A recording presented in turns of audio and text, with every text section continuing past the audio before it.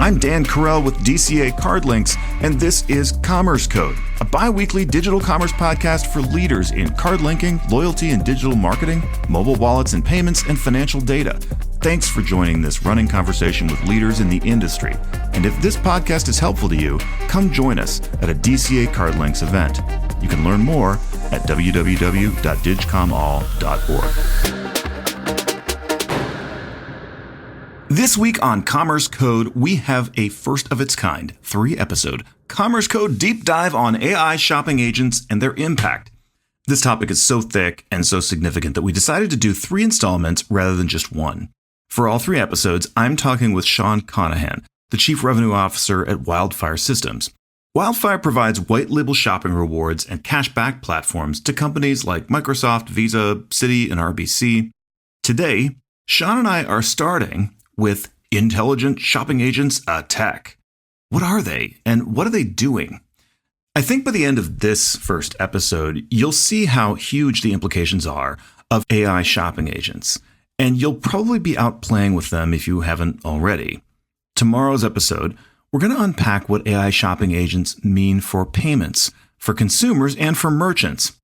Now, I don't want to spoil it for you, but in that conversation, Shawn and I might conclude that when the dust has all settled, payments will still exist, consumers will, I hope, still exist, and merchants may or may not exist, depending. And in the third episode, we'll take a look at how AI shopping agents will affect loyalty and marketing, Google, Amazon, and a bunch of other fundamental things that we take for granted today. So, stay tuned for our first of 3 episodes in this week's series, Intelligent Shopping Agents Attack. What are they, and what are they doing? Commerce Code is brought to you in part by VantageScore. 8 of the top 10 banks and over 3,400 leading banks and fintechs use VantageScore to predict and manage repayment risk. Learn more about the latest advances in credit scoring and how to grow your lending business by leveraging financial inclusion at VantageScore.com.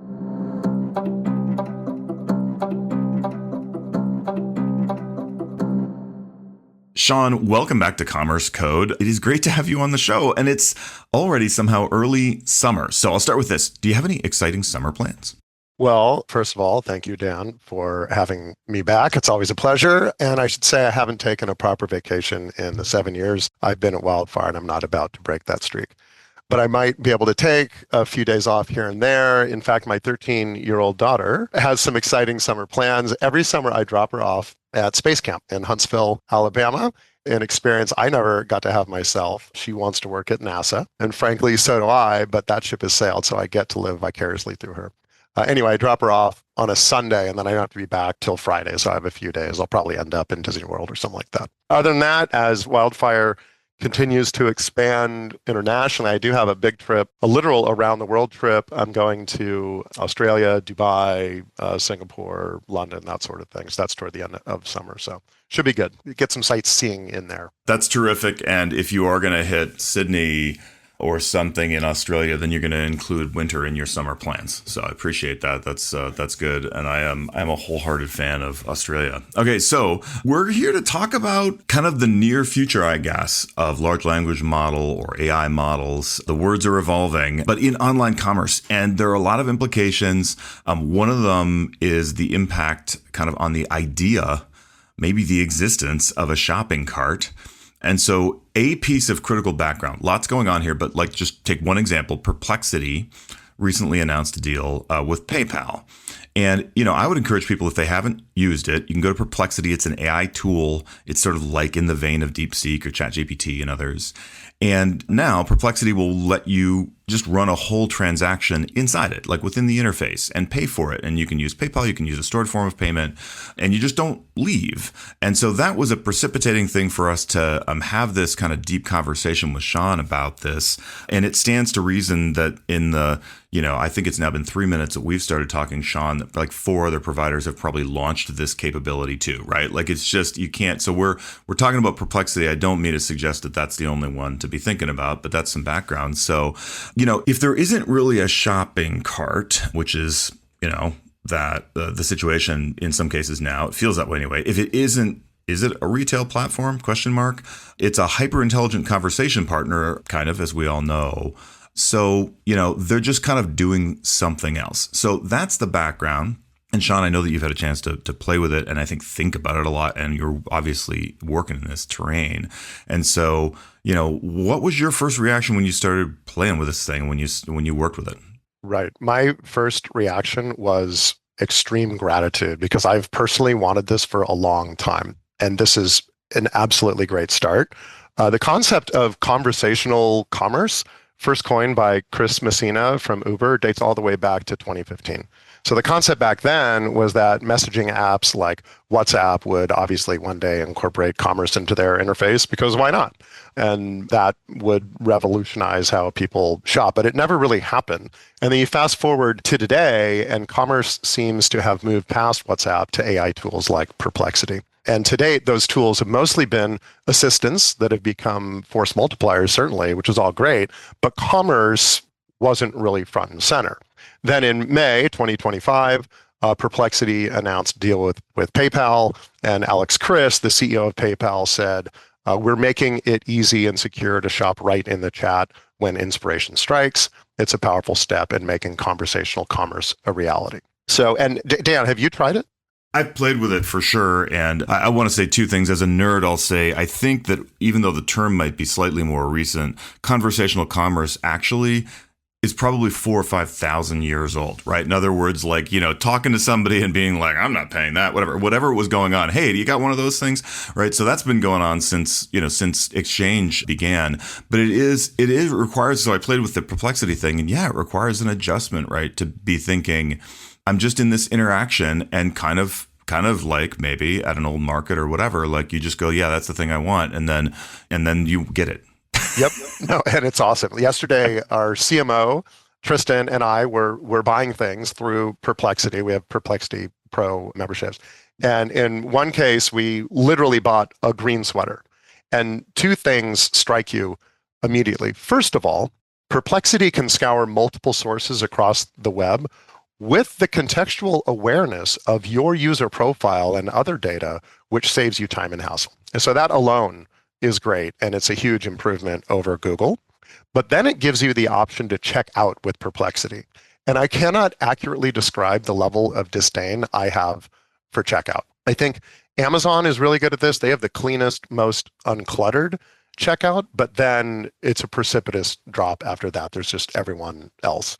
Wildfire has a conquesting product, and one use case is Amazon product level conquesting to find things for cheaper elsewhere. Most people don't fully understand that Amazon is not always the least expensive option. It's just the lowest friction option. And we can regularly find cheaper alternatives to the same product. But the question is whether you want to suffer through a frictious checkout process from a different merchant that may interrupt you. In the case of one merchant who shall remain nameless, yet is a household name, 5 times with things like newsletter signups and other refer a friend offers, versus just spending a little more at Amazon to not be bothered. Did you like that though, Shawn? Like, was that fun for you? Because somebody inside one of those bureaucracies thinks that people are kind of like, no, like they kind of like 1 in every 48 people actually signs up for that newsletter. I'll tell you what, there's an entire industry built around cart abandonment for a reason. So Totally. people like me are abandoning the cart for some reason, and I'll bet it comes down to things like that. But in the case of Perplexity, all of that goes away. Their agent navigates all that super annoying checkout page for you and just applies your stored credit card or PayPal, and your stuff shows up later. It's a major, major game changer. And I know it's a major game changer because it was May 14th of this year, Google officially added Gemini to the search results page. So are there massive implications? Yes. If humans are asking Perplexity to buy them things, that means they're not asking Google to look for things to buy. That also means they're not going directly to a merchant to buy things. That alone implies a massive shift, not only in consumer behavior, but also in how advertising dollars are spent. If consumers are asking Perplexity to buy them things, that means they're not looking at ads. They're not influenced by the top 10 results in Google. The implications here are absolutely massive. And the links on the value chain are shifting before our eyes. But Something even more important is happening at the same time, which brings us to the topic of the day here. The whole concept of consumers telling a chatbot to buy things has been leapfrogged by agentic AI, which means we have empowered our AI tools to have agency to do things on our behalf. A lot of different things, true, but for the purposes of this discussion, not the least of which is conducting commerce. Now Perplexity can act autonomously regarding commerce. As a human, I don't need to be involved in the purchase flow. An AI shopping agent can do it for me. In the example I gave before about the green sweater, we specifically chose that as a use case because it seems simple, but it's actually a little bit deep. There are a lot of different shades of green. There are a lot of styles of sweater, that sort of thing. So I have to be kind of the human in the loop. But soon I can give it a budget and let it autonomously buy things for me without prompting. And an easy way to get your head around that today is to consider low involvement things like cleaning supplies or other consumables, your regular bills, grocery and such. Why not let a shopping agent shop around for a better deal on car insurance? So you can start to see the magnitude of the opportunity. In fact, Edgar Dunning Company has estimated 2025 agentic AI commerce revenue at 136 billion already, growing at 67% CAGR per year to 1.7 trillion by 2030. I mean, just thinking about this, so many things are removed from what we think of as the normal industry structure in what you've described, right? So like, where's the advertising? I mean, we have separate, and in fact, people's careers, lives, are segmented by this. It's like, oh, well, I really do a certain kind of marketing, a certain kind of advertising, or right, certain kind of transactional stuff, et cetera.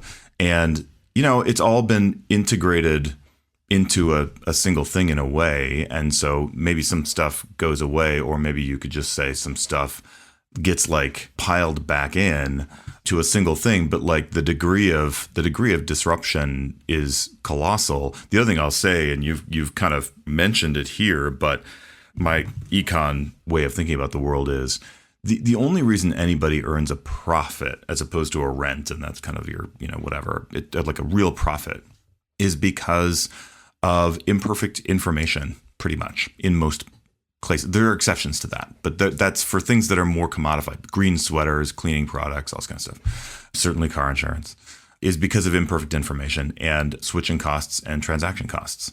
And what you've just described, I mean, like a lot of water will have to come under the bridge for it all to be realized. But I think we're watching it be realized to a great extent now, right? Like this is stuff that got talked about in theory for a long time.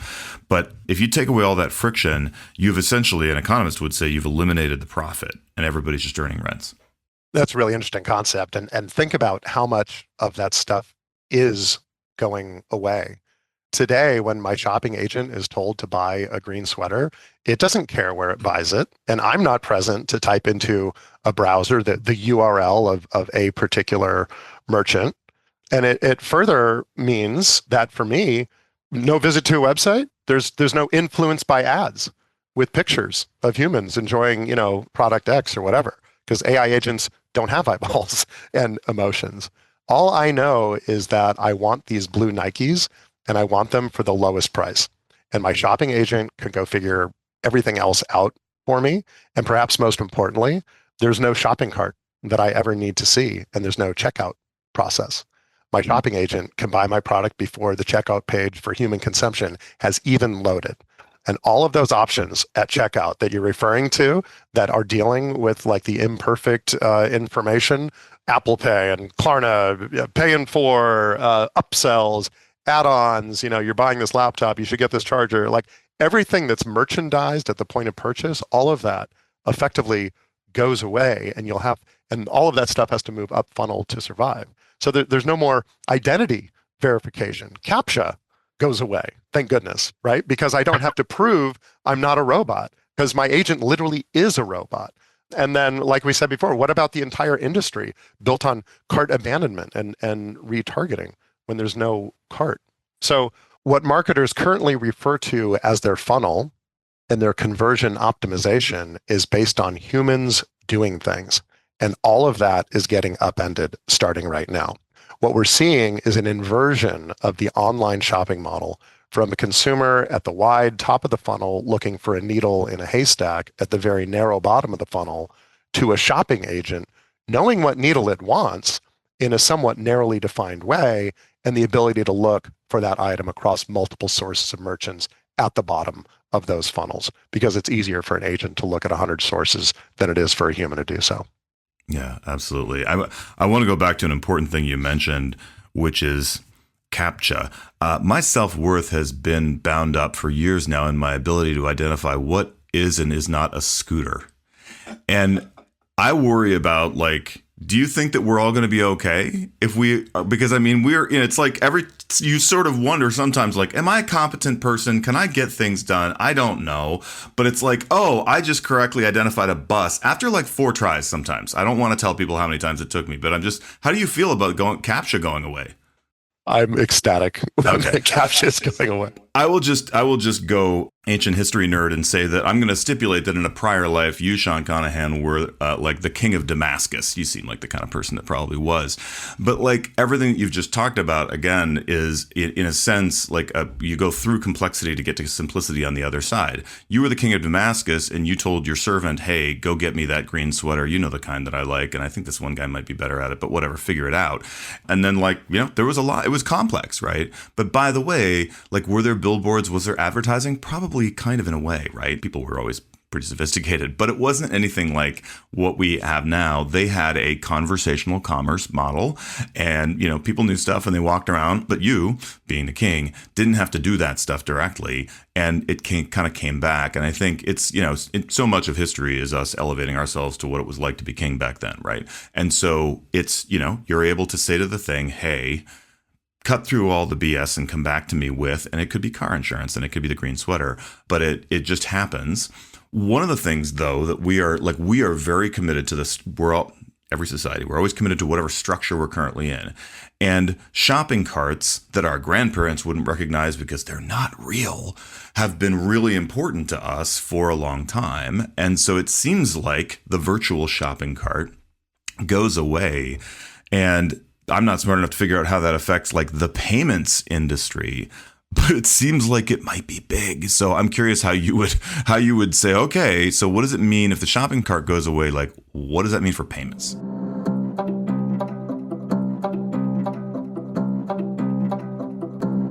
Commerce Code is sponsored by Pentadata, the all-in-one financial data API. Whether it is bank account data, credit card transaction data, or credit reports and credit scores, Pentadata has it all in one simple and easy-to-use API.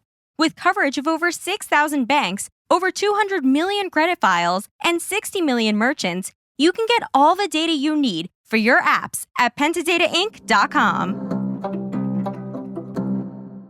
Well, we ended today's episode on my question to Shawn about what AI shopping agents may mean for payments. We're also going to talk about what they may mean for consumers and for merchants. As I said at the top of this installment, I came away comfortable that consumers will still exist, that's me knocking on wood, in 5 years. But merchants, it depends. This has been our first installment of Intelligent Shopping Agents Attack. Tune in tomorrow to hear Shawn talk through what they portend for payments for consumers and, yes, merchants. Commerce Code is a bi-weekly podcast bringing you conversations with executives who are leading the way in digital commerce. If you like Commerce Code, your company should join the Digital Commerce Alliance and become part of our mission of advancing trade for good through standard setting, industry networking, conferences, and best practice sharing. Check out our website at www.digcomall.org. On behalf of DCA, have a great week.